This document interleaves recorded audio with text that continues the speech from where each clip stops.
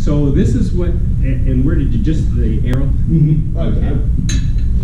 So these are just some depictions of what Tacoma looked like in the 20s, because Sprague, you just go right here and tap that one, okay, rather than the arrow. And I take my jacket off, that's all right.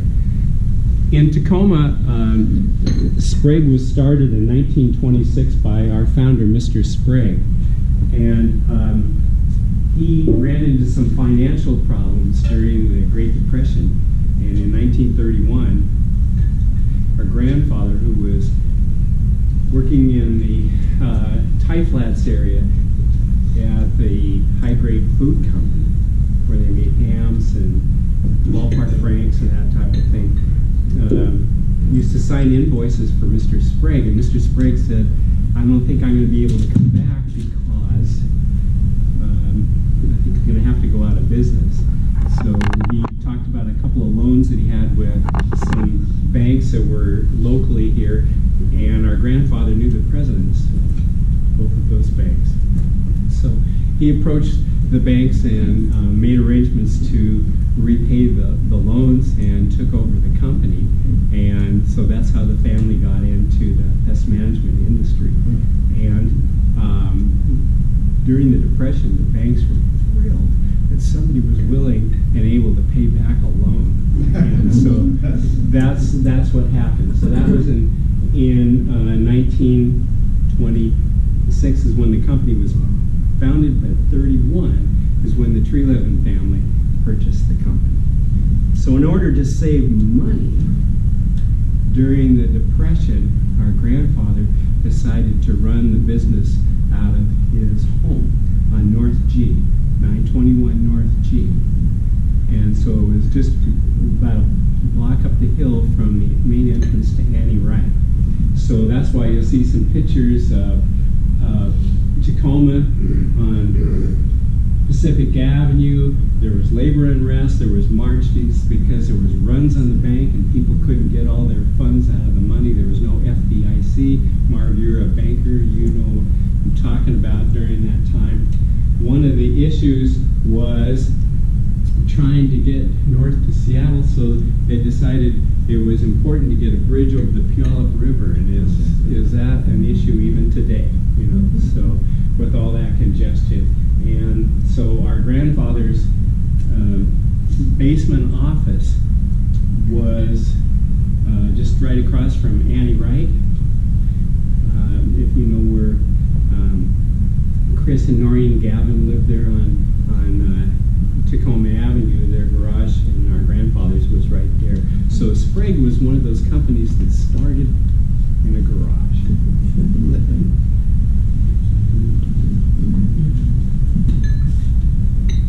So here was our founder on the left, Mr. Sprague, and this was our grandfather during the 30s and 40s.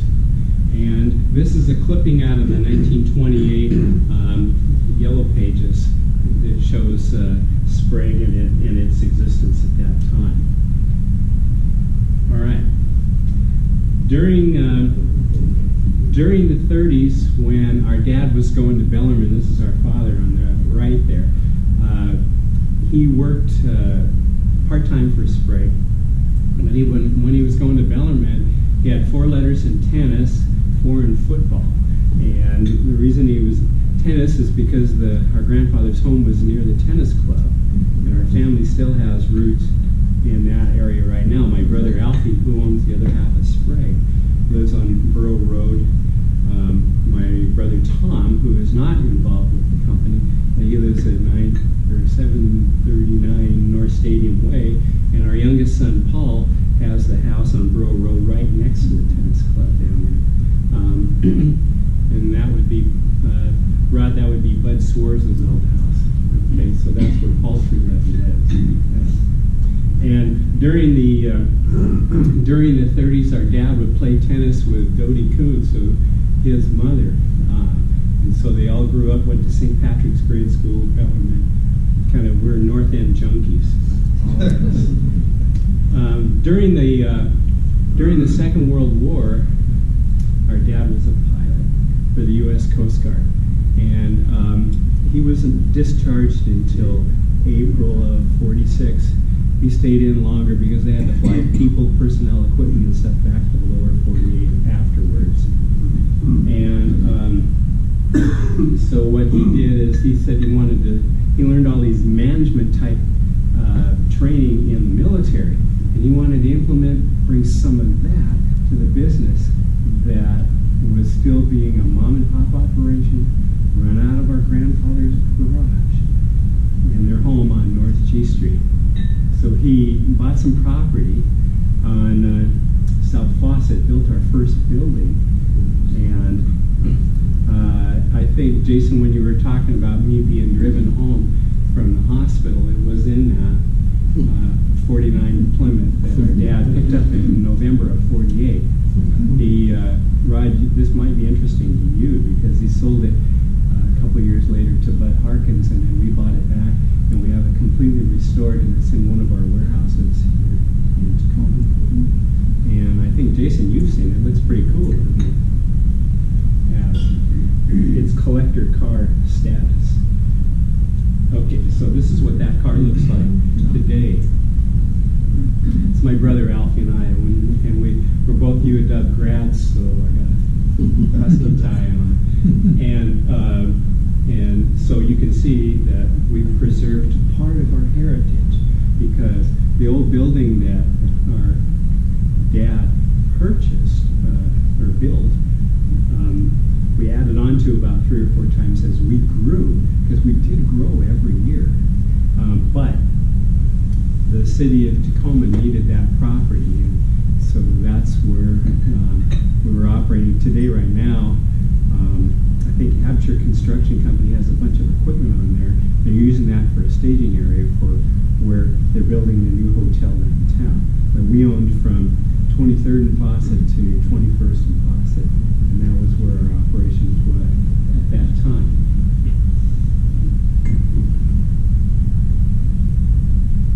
We also have another division back in Menominee Falls, Wisconsin, and it's called COPASAN. COPASAN stands for Coordinated Pest Control and Sanitation. And so it's the Treleven family and about 11 others. Our competition referred to us as the Dirty Dozen.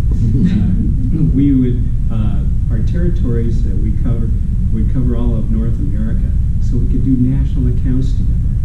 So we grew the business together and made it a significant player on commercial business, so we could do chain accounts across the country. And I should probably tell you this in case you see it in the Wall Street Journal, just announced that as of today, we're selling that division to one of our major competitors, and so we're going to use the money from that to grow our own company here in Sprague and continue to expand. And we'll talk about that later.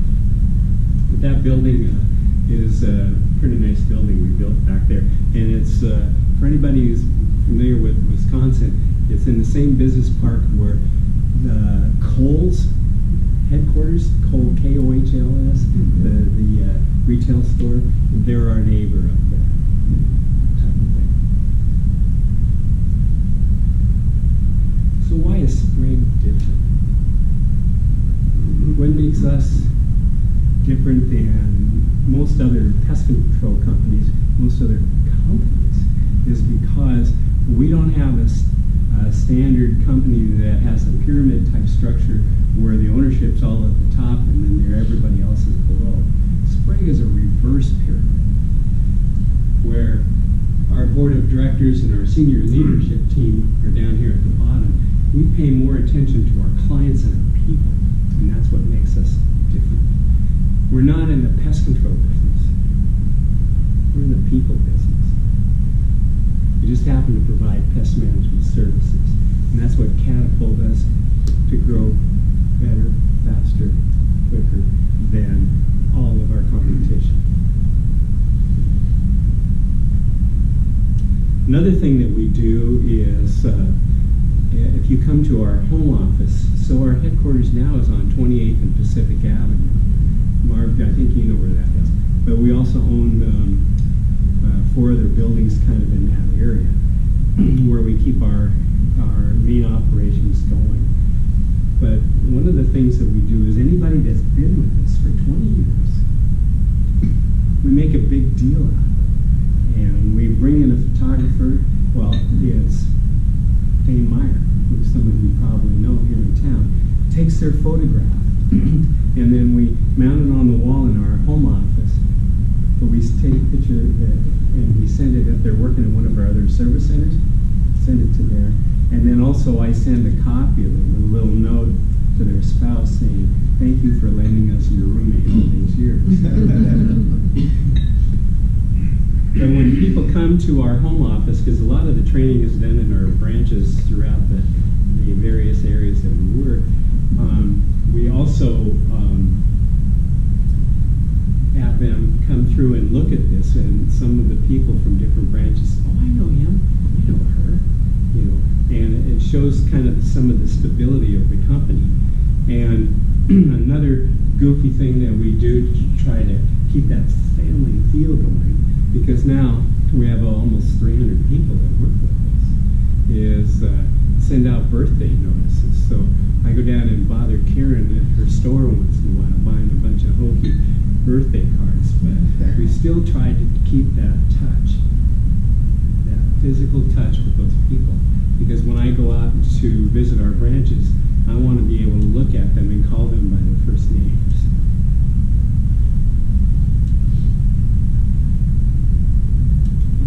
Okay, so you may or may not have noticed some of our vehicles around town, but now from that single Plymouth, we have about 250 vehicles out there over all of these states that we operate in. But it's kind of that clean look. One of the things that was an innovative type of thing that happened in the 50s that nobody else had was a technology that our dad brought from the military. What that was is radios. Now all of us take it for granted. You can reach into your pocket and pull out a cell phone and talk to somebody.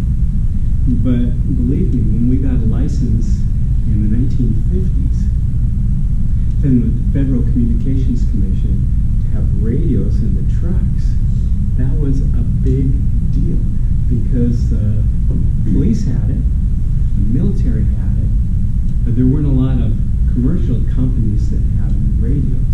But as our dad was flying around, he always had radio contact with the tower. So one of the things that he realized is that the advantages of having that communication. So when calls would come into the office, we weren't cheaper, but we were better and we were quicker. And that's what gave us the advantage over our competition.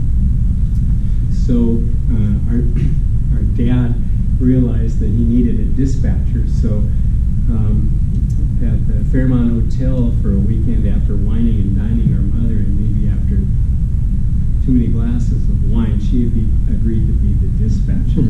So that's how that all came together.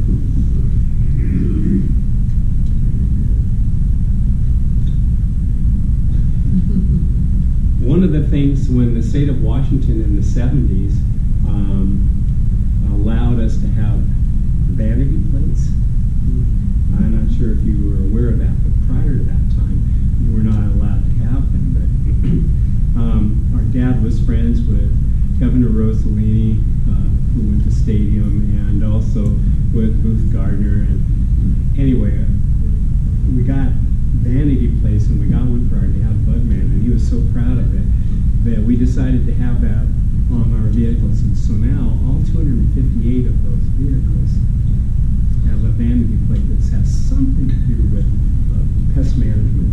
And so if you go around town, we get calls all the time. I can't remember what your technician's name is.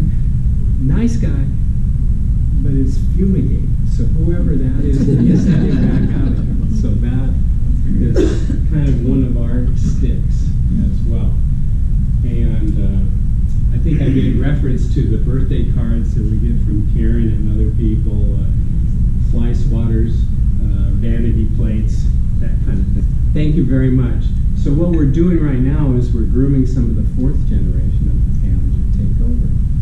And both my son, Ross on the left, and AJ Treleven on the right are both Gonzaga grads. And they worked with us as technicians in the field after college. They went out and worked in different branches in sales. And then we moved them in operations to be like an assistant manager at our branches. Our son Ross on the left up there got his executive MBA. Sprague paid for it. He got his executive MBA.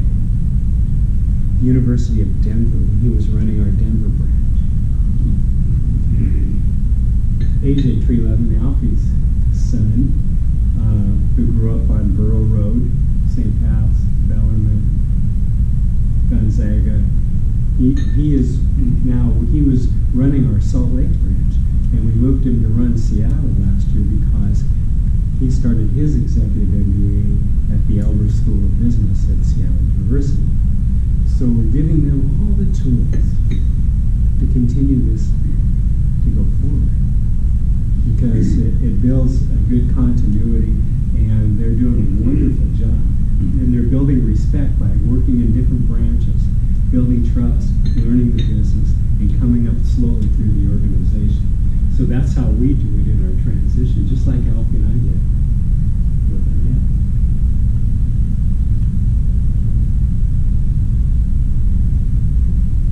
So now here is our market territory.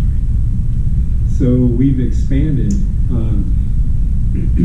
through some acquisitions that we've made along the way.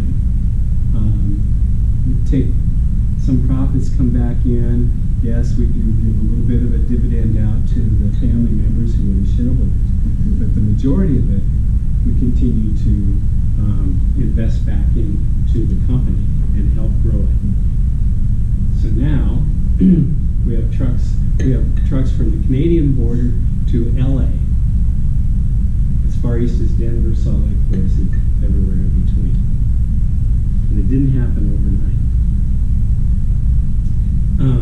Pest Control Technology is one of our trade association magazines, and in December of 16, they rate all the people according to the revenue, and Sprague was number 25 in that, and now it looks like we're moving up to about 22.